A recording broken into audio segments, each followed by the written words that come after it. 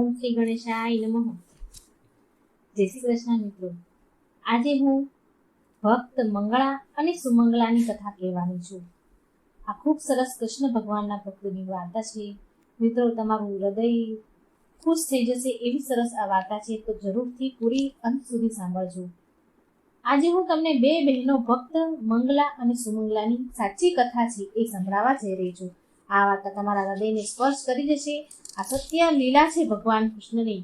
મિત્રો, આજે તમને કથામાં એ જાણવા મળશે કે ભગવાન પર વિશ્વાસ કરવાથી અને ભગવાન પર બધું છોડી દેવાથી આપણને શું ફળ મળે છે. વિશ્વાસ બહુ મોટી વસ્તુ છે. ગમે તેવી તકલીફ હોય, મુશ્કેલી હોય, ગમે તેવો પરિસ્થિતિ હોય, તેમાંથી આપણા ભગવાન જરૂર આપણને બહાર કાઢે છે.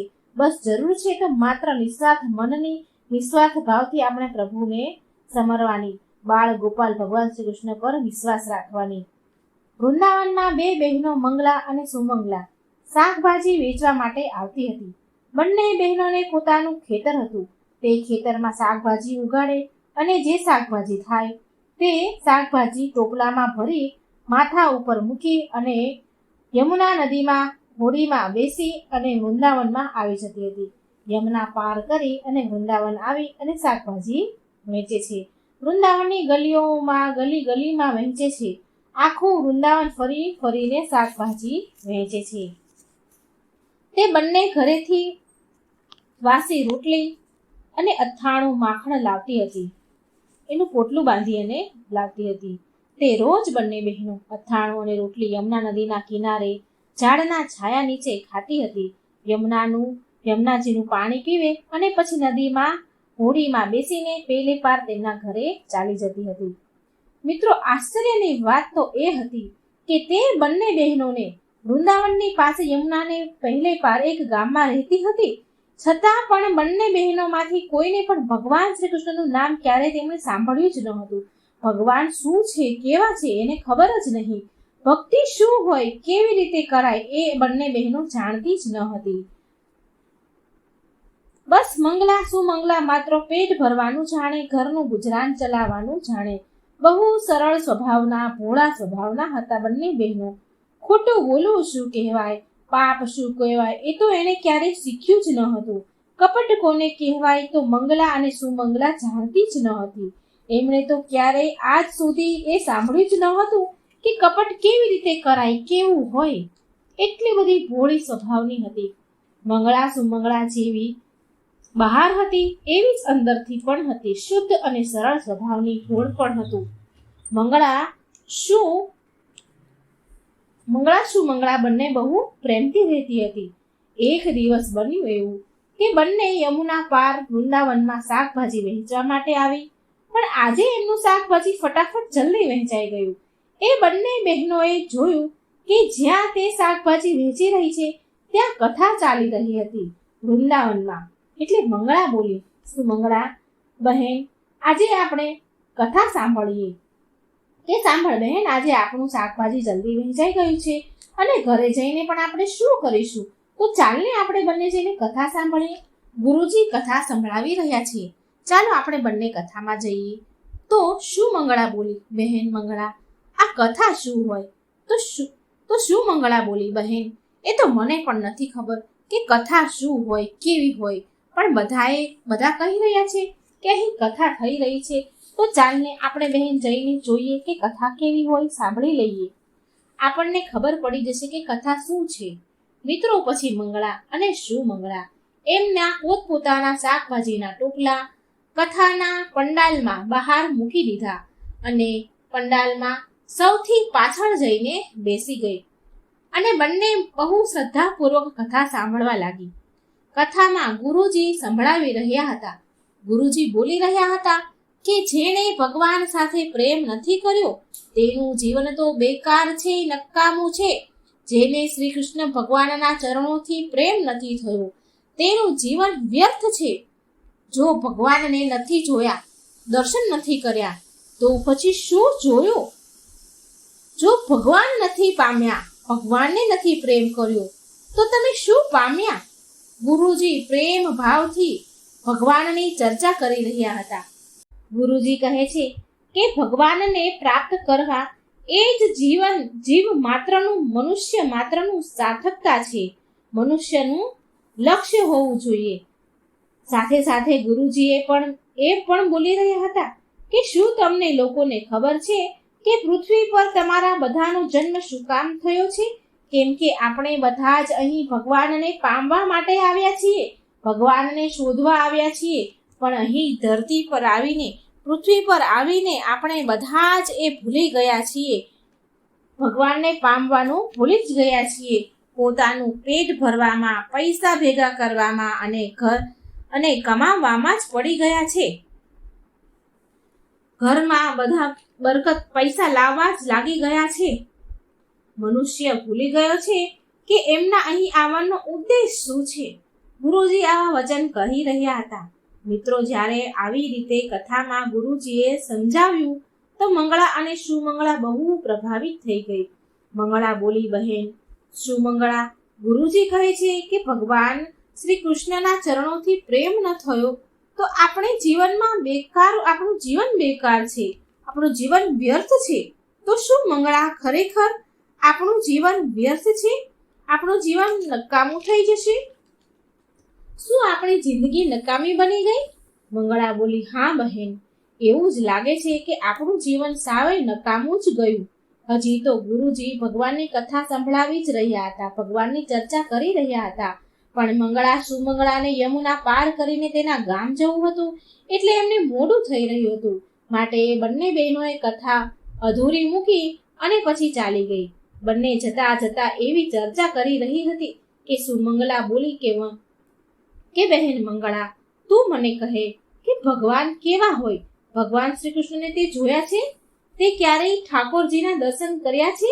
મંગળા બોલી કે બહેન, હું તો તારી સાથે જ રહું છું, તો મેં ક્યારેય ભગવાનને જોયા હોય? સુમંગલા બોલી કે બહેન, મને એક વાર બતાવ કે જો આપણે ભગવાનને જોવા હોય તો કેવી રીતે જોવાય? કેમ કે ગુરુજીએ તો કહ્યું છે કે જેણે ભગવાનના દર્શન નથી કર્યા, ભગવાનને નથી જોયા, જેને ભગવાન સાથે પ્રેમ નથી થયો, તો એનું જીવન નકામું છે, વ્યર્થ છે.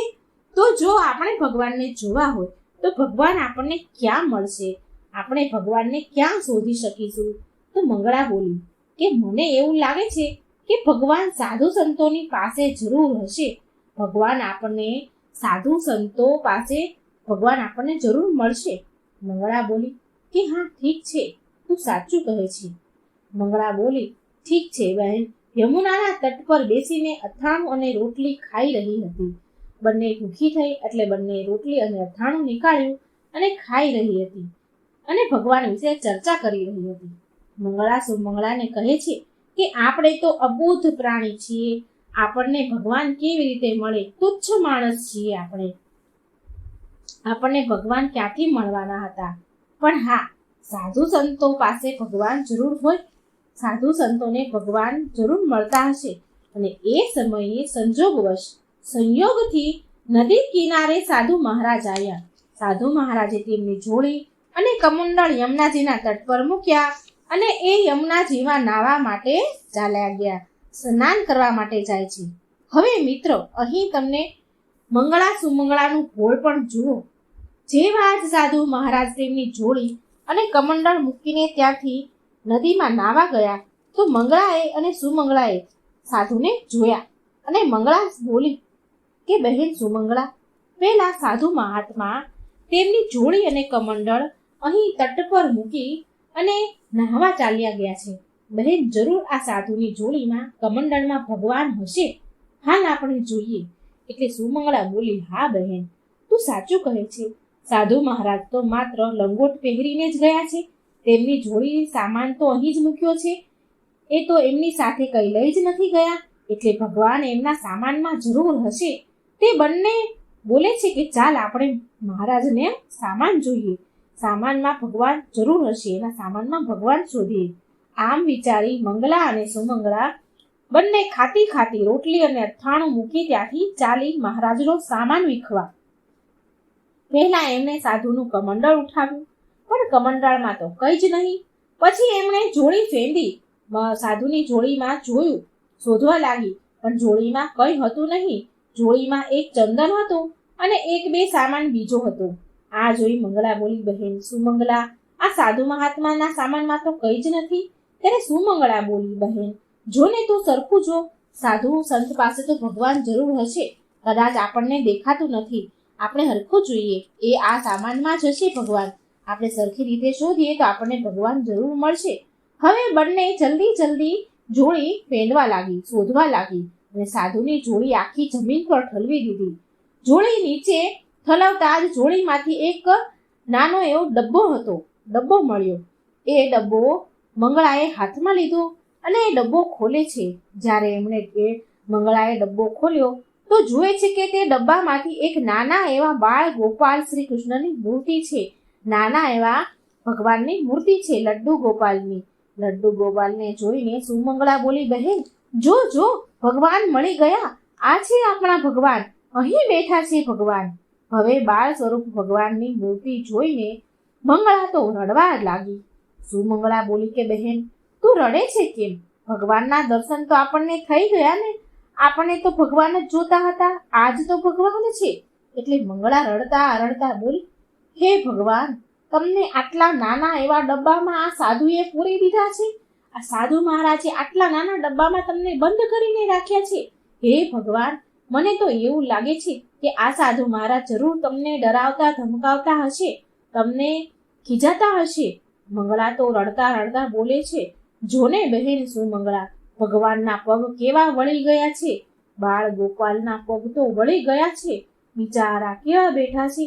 મિત્રો, નાના બાળ ગોપાલના તો ગોઠણ પર જ હોય. નાના એવા લડ્ડુ ગોપાલ જે આપણે મંદિરમાં મૂક્યા હોય એ તો ગોઠણિયા પર જ બેઠા હોય.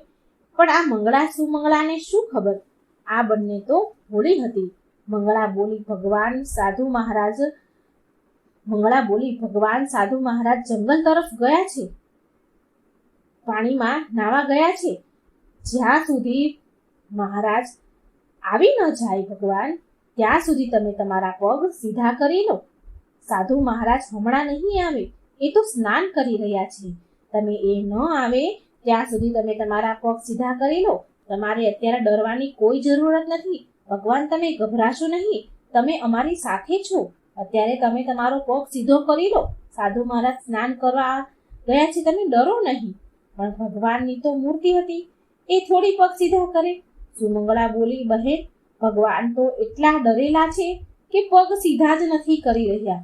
બહેન, મને તો લાગે છે કે ડબ્બામાં બંધ રહેવાના કારણે ભગવાનના પગ સજ્જડ થઈ ગયા લાગે છે. ભગવાનના પગ જડાઈ ગયા હશે, અક્કડ થઈ ગયા છે, માટે ભગવાન પગ સીધા નથી કરી શકતા.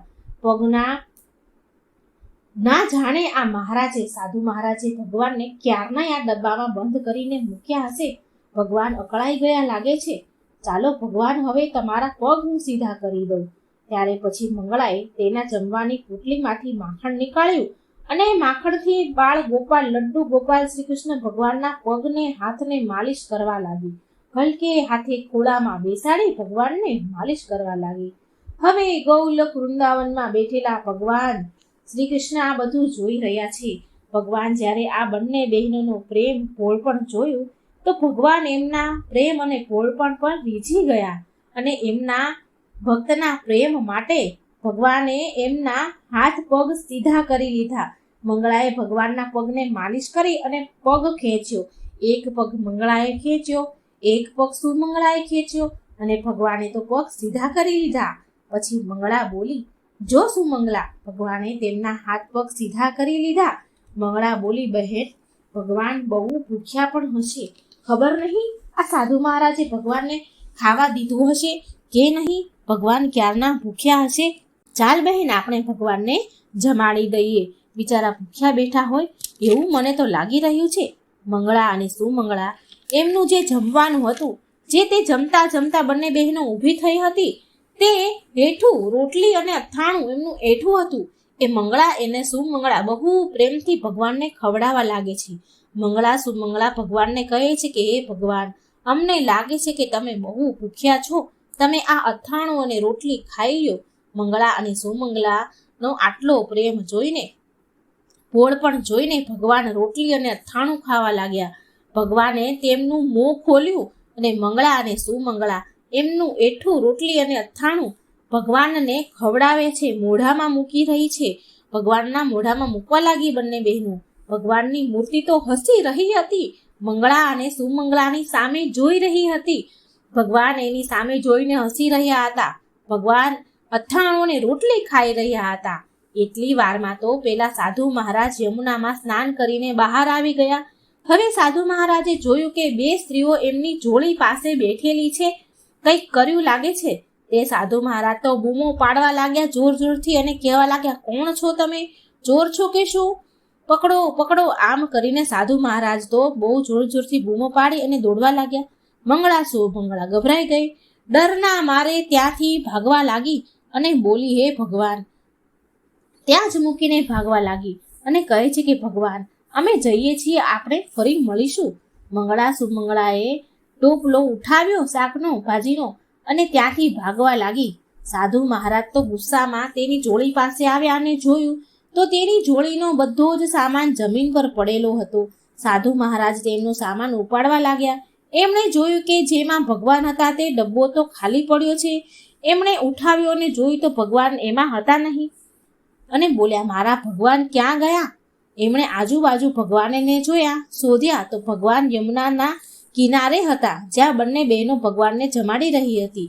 જ્યારે ભગવાનને જોયા તો સાધુએ તો જોયું કે ભગવાનના હાથ પગ સીધા હતા. સાધુ મહારાજ તો ધ્યાનથી જોવા લાગ્યા. અરે, ભગવાનના તો હાથ પગ સીધા થઈ ગયા છે. ભગવાનના પગ તો વાંકો વળેલો હતો તો સીધો થઈ ગયો છે. સાધુની આંખમાંથી તો દડ દડ આંસુડા વહેવા લાગ્યા. આંસુની ધારા વહેવા લાગી.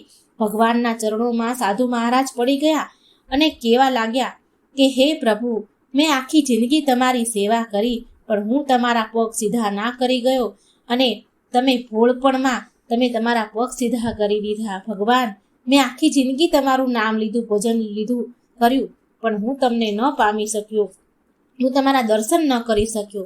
એમ કરીને સાધુ મહારાજ ખૂબ રડ્યા. એવામાં મંગળા અને સુમંગળા થોડે દૂર ઊભી રહીને જોરથી સાધુ મહારાજને કહેવા લાગી, અરે ઓ સાધુ મહારાજ, ભગવાનને આટલા ડરાવો ધમકાવો નહીં. તમે ભગવાનને ખૂબ ડરાવી ધમકાવીને રાખ્યા હતા ને બિચારા કેટલા ડરને મારે એમનો પગ વાંકો વળી ગયો હતો, એના પગ વળી ગયા હતા. કેવી રીતે ભગવાન બેઠા હતા? અમે ભગવાનના પગ સીધા કરી દીધા છે, હવે એમના પગ વાંકા ના વાળશું. આ ચમત્કાર જોઈને સાધુએ બંને સ્ત્રીઓને રોકવા માટે એની પાછળ ભાગવા લાગ્યા. અરે ઊભા રહો, ભાગો નહીં, હું તમને કંઈ જ નહીં કરું, ઊભા રહો. પણ એ બંને સુમંગલા અને મંગલાને ડર લાગ્યો. એ એવું વિચારતી હતી કે કદાચ આ સાધુ મહારાજ આપણને પકડીને મારશે તો. એમ વિચારીને બંને બહેનો ભાગીને ચાલી ગઈ. બીજા દિવસે મંગળા અને સુમંગળા શાક વેચવા માટે ફરી ટોપલામાં શાકભાજી લઈ વૃંદાવન આવી ગયા. આજે પણ એમનું શાકભાજી જલ્દી વેચાઈ ગયું, એટલે આજે પણ ફરીથી મંદિરમાં કથા સાંભળવા માટે બંને બહેનો બેસી ગઈ. અને આજે કથામાં ગુરુજી ભગવાનના નામનો મહિમા કહી રહ્યા હતા, ગાઈ રહ્યા હતા. ગુરુજી કહી રહ્યા હતા કે ભક્તો, તમે રાધે શ્યામ જપશો તો આ ભવ સાગરથી પાર થઈ જશો. આ ભવ સાગર પાર કરી શકાય છે રાધે શ્યામ નામ લઈને. માટે ભગવાનના નામને હંમેશા જપતા રહેવું જોઈએ. રાધે શ્યામ નામ જ આપણને ભવસાગરથી પાર ઉતારશે. આજની કથા સાંભળીને બંને પાછી તેના ઘરે જવા નીકળી. એટલે સુમંગળા બોલી. મંગળાને કહે છે કે બહેન મંગળા, તે આજે સાંભળ્યું ને કે ગુરુજીએ શું કહ્યું? કે કથામાં કહ્યું કે રાધે શ્યામ જપીશું તો ભવસાગરથી પણ પાર થઈ જશું. તો બહેન, જો રાધે શ્યામ નામ લઈને ભવસાગર પાર કરી શકાય તો યમુના નદી પણ તો પાર કરી શકાય ને. તો મંગળા બોલી કે બહેન સુમંગળા, આપણે રોજ શાક વેચવા માટે હોડીમાં બેસીને આ પારથી પેલે પાર જઈએ છીએ અને રોજ આપણે 25 પૈસાનો ખર્ચ કરીએ છીએ. જવાના 25, આવવાના 25, રોજ 50 પૈસા આપણા ખર્ચ થઈ જાય છે. હવે આપણે રોજ રાધે શ્યામ જપીશું અને પૈસા ખર્ચ્યા વિના જ યમુના પાર કરી લઈશું. આ તો આજે જ્યારે મંગળા અને સુમંગળા કથા સાંભળી ગઈ અને એમણે બંને કથા સાંભળીને જ્યારે યમુના પાર કરીને એમના ઘરે જવા જાય છે તો નદી પાસે આવી બંને બહેનોએ આંખો બંધ કરી લીધી અને ગુરુજીના વચન પર વિશ્વાસ કર્યો અને રાધે શ્યામ રાધે શ્યામ રાધે શ્યામ બોલતા બોલતા આંખો બંધ કરીને યમુના પાર કરી રહી હતી. અને સાચે જ બંને બહેનોએ રાધે શ્યામ બોલતા બોલતા યમુના પાર કરી જ લીધી. યમુના પાર કરતા જ બંને બહેનો ખુશીથી નાચી ઉઠી કે આપણે 25 પૈસા બચી ગયા. હવે રોજ આપણા 25 પૈસા જવાના અને 25 આવવાના, એમ કરી આપણા 50 પૈસા બચી જશે. હવે રોજ આ બંને આવું જ કરવા લાગી. રાધે શ્યામ કરી અને યમુના પાર કરી લે છે. હવે તો બંને બહેનોને રાધે શ્યામના નામ પર બહુ વિશ્વાસ વધી ગયો. ગુરુજીના વચન પર વિશ્વાસ વધી ગયો.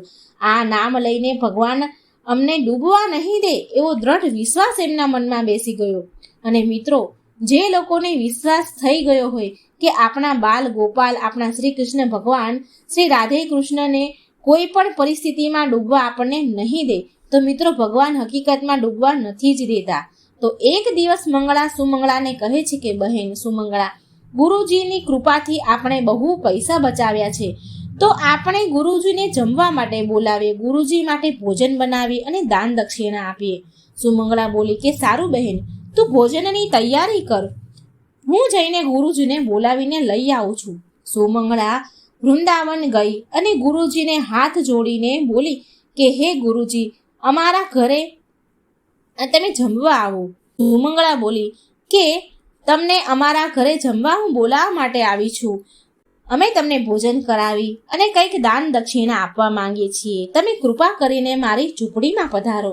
ત્યારે ગુરુજી વિચારવા લાગ્યા કે મારા ભક્ત છે, આ મારી ભક્ત છે, આટલા આદર સત્કારથી પ્રેમથી બોલાવી રહી છે, તો હું એમના ઘરે જમવા જરૂર જાઉં, થોડી ઘણી દાન દક્ષિણા પણ મને મળી જશે. ગુરુજી બોલ્યા સારું ચાલો, હું આવું છું. મિત્રો, આજે સુમંગળા એકલી જ વૃંદાવન આવી હતી ગુરુજીને બોલાવવા માટે, અને મંગળા ઘરે જમવાનું બનાવી રહી હતી. સવારનો સમય હતો. ગુરુજી સુમંગળાની સાથે જવા માટે યમુના તટ પર પહોંચી ગયા. ગુરુજીએ જોયું કે અહીં તો કોઈ હોડી, કોઈ નાવ છે જ નહીં. હોડી વગર યમુનાના પેલે પાર કેવી રીતે જવાય? ગુરુજી સુમંગળાને કહેવા લાગ્યા, બેટા, અહીં તો કોઈ હોડી નથી, કોઈ નાવ મને દેખાતી નથી, અને હોડી વિના પેલે પાર કેવી રીતે જવાશે? કે રીતે તારી ઝૂંપડીમાં તું મને લઈ જઈશ? ત્યારે સુમંગળા બોલી, ગુરુજી, તમે તો અમને સૌથી મોટી હોડી પ્રદાન કરી છે. સુમંગળા બોલી કે હોડી, જે તમે એવી હોડી અમને પ્રદાન કરી છે કે જેનાથી અમે રોજ યમુના પાર કરીએ છીએ. સુમંગળા તો એવો વિચાર કરી રહી હતી કે અમે તો ગુરુજીના ચેલા છીએ અને ગુરુજીની વાત માની લીધી અને અમે યમુના પાર કરીએ છીએ. રાધે શ્યામ નામથી યમુના પાર કરી શકીએ છીએ જો અમે ગુરુજીના ચેલા છીએ. તો ગુરુજી માટે તો આ કામ બહુ સહેલું હશે. અમારા ગુરુજી તો એમના માટે તો આ કેટલું સરળ હશે યમુના પાર કરવાનું. સુમંગળા તો રાધે શ્યામ નામ જપતા જપતા યમુના નદીમાં આગળ વધી, અને જ્યારે એને પાછું વળીને જોયું તો ગુરુજી હજી કિનારા પર જ ઊભા હતા. સુમંગળા બોલી, ગુરુજી, રાધે શ્યામ આવી જાઓ ગુરુજી, આવી જાઓ. રાધે શ્યામ આવી જાઓ ગુરુજી. હવે ગુરુજીએ એમ વિચાર કર્યો કે આ ગરીબ લાગે છે, એની પાસે પૈસા નહીં હોય, માટે એ પાણી ઓછું હશે ને એવી જગ્યા પર મને ચલાવીને લઈ જતી હશે. હવે ગુરુજીએ ધોતી ઊંચી કરી અને એમણે વિચાર્યું કે કદાચ પાણીમાં પથ્થરા હશે અને એ પથ્થર ઉપર ચાલી રહી છે. એમ કરી પથ્થર ઉપર સુમંગળા ચાલી રહી છે. તેમણે ધોતી ઊંચી કરી અને જેવો જ પાણીમાં પગ મૂક્યો તો ગુરુજીના કમર સુધી પાણી આવી ગયું. ગુરુજી જેવા જ કમર સુધી પાણીમાં આવી ગયું તો એ ડૂબી ગયા. તો બૂમો પાડવા લાગ્યા. સુમંગળા પાછું વળીને જુએ છે તો ગુરુજીના કમર સુધી પાણી હતું. કમર સુધી ગુરુજી ડૂબેલા હતા. હવે સુમંગળા દોડતા પાણીમાં ગુરુજી પાસે આવી, પણ સુમંગળાના મુખમાં તો એક જ નામ રાધે શ્યામ બોલ્યા કરે છે. અને નામ જપતા જપતા ગુરુજી પાસે આવે અને ગુરુજી વિચારે છે કે અરે, આ તો પાણીમાં ચાલી રહી છે.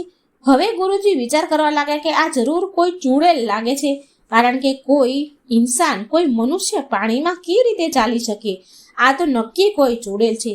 સુમંગળા દોડીને આવી અને ગુરુજીનો હાથ પકડી લીધો અને રાધે શ્યામ કરતા ગુરુજીને ખેંચતી જ ગઈ, પાણીમાં ખેંચતી જ ગઈ.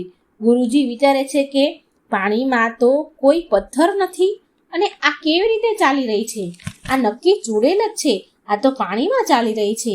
આ નક્કી ચૂડેલ કા કોઈ ભૂત ડાકણ લાગે છે. યમુનામાં વચ્ચે લઈ જઈને મને છોડી દેશે તો? મને તો તરતા પણ નથી આવડતું. હવે તો ગુરુજી બૂમા બૂમ કરવા લાગ્યા, બૂમો પાડવા લાગ્યા. અરે મને છોડી દે, અરે મને છોડી દે. મેં તારું શું બગાડ્યું છે? તું મને કેમ પાણીમાં ડૂબાડવા માંગે છે? અરે મને છોડી દે. પણ સુમંગળા તો ગુરુજીને એક જ વાત કહી રહી હતી. ગુરુજી બોલો રાધે શ્યામ, રાધે શ્યામ. ગુરુજી બોલો રાધે શ્યામ, રાધે શ્યામ. ભવસાગર હોય કે યમુના, બોલો ગુરુજી રાધે શ્યામ, રાધે શ્યામ. ગુરુજી તો કંઈ સાંભળે નહીં અને બસ બૂમ જ પાડે. મને છોડી દે, મને છોડી દે. બૂમો પાડતા જ રહ્યા અને એ સમજી ગયા કે આજે તો મારું મૃત્યુ નક્કી છે. આ ચૂડેલ મને મારીને જ જપશે. હવે તો મરવાનું જ છે. એટલે ભગવાનનું નામ પોકારવા લાગ્યા ગુરુજી. એ ઉગારો મને રાધે શ્યામ, ઉગારો મને રાધે શ્યામ. જ્યારે ગુરુજી રાધે શ્યામ, રાધે શ્યામ નામ બોલવા લાગ્યા તો ગુરુજીના પગ નીચે જળમાં પાણીમાં જમીન આવી ગઈ અને ગુરુજીનો હાથ તો સુમંગળાએ પકડ્યો જ રાખ્યો હતો. મંગળા તો હાથ પકડીને ગુરુજીને ખેંચીને લઈ જઈ રહી હતી. ગુરુજીનો હાથ પકડીને સુમંગળા યમુના નદીને પાર કરાવી દે છે. હવે તો ગુરુજી જ્યારે યમુના નદી પાર કરીને કાંઠે આવી ગયા તો ગુરુજી ડરના મારે ભાગવા લાગ્યા અને સુમંગળા દોડીને ગુરુજીની આગળ આવીને ઊભી રહી ગઈ અને બોલી કે ગુરુજી, તમે કેમ ભાગી રહ્યા છો? તમે મારાથી ડરી કેમ રહ્યા છો? ગુરુજી બોલ્યા, તું કોણ છે? ચૂડેલ છે? ભૂત છે? કોઈ ડાકણ છે? કોણ છે તું? આમ કોઈ નદીમાં શું કોઈ ચાલી શકે? ઇન્સાન તો ન જ ચાલી શકે. તું કોણ છે? તો સુમંગળા બોલી, ગુરુજી, ના હું ભૂત છું કે ના કોઈ ચૂડેલ કે ના કોઈ ડાકણ છું. હું એક મનુષ્ય છું અને તમારી શિષ્ય છું. ગુરુજી તો વિચારમાં જ પડી ગયા. અરે હું તો ક્યારનો ભૂત ચૂડેલને મંત્ર દેવા લાગ્યો. અરે મારે તો કોઈ એવું છે જ નહીં. ચેલું સુમંગળા બોલી, તમે જ્યારે કથા સંભળાવી રહ્યા હતા ગુરુજી, અમે તમારી કથામાં આવ્યા હતા અને અમે એવું સાંભળ્યું હતું તમારા મુખેથી કે તમે કથામાં એવું કહ્યું હતું કે રાધે શ્યામ નામ લઈએ તો આપણે ભવસાગર પાર કરી જઈએ. તો અમે એવું વિચાર્યું કે જો રાધે શ્યામ નામ લઈને ભવસાગર પાર કરી શકાય તો યમુના પણ પાર કરી શકાય ને. તો અમે એ જ દિવસથી રાધે શ્યામ નામ જપીને અમે યમુના પાર કરી રહ્યા છીએ. અમે રોજ ભગવાનનું નામ લઈને યમુના પાર કરીએ છીએ. હવે અમને હોડીની કોઈ જરૂર નથી. અમારા રોજ પૈસા બચી જાય છે. ગુરુજીની આંખોમાંથી તો દડ આંસુડા વહેવા લાગ્યા. ગુરુજી સુમંગળાને કહે છે કે બેટા, મેં પૂરું જીવન, આખું જીવન મારું રાધે શ્યામ નામ જપ કર્યા છે. ભગવાનની કથાઓ સંભળાવી છે, પણ હું બસ નામ જ જપતો હતો. પણ મેં તારી જેમ ભગવાન પર વિશ્વાસ ન કર્યો, માટે હું ડૂબી ગયો અને તું તરી ગઈ. તું ન ડૂબી. તને એ નામ પર વિશ્વાસ હતો. બેટા, તું મહાન છે અને તારો ભગવાન પ્રત્યેનો પ્રેમ અને વિશ્વાસ પણ મહાન છે. તો મિત્રો, આ હતી મંગળા અને સુમંગળાની કથા. ખૂબ સરસ હૃદયસ્પર્શી કથા. જો મિત્રો તમને સારી લાગે તો લાઈક કરજો, શેર કરજો અને મારી ચેનલને સબસ્ક્રાઈબ જરૂર કરજો. ભગવાન પણ જો ભરોસો હોય તો ભગવાન જરૂર આપણા કામે આવે જ છે. જય શ્રી કૃષ્ણ. રાધે રાધે. Thank you.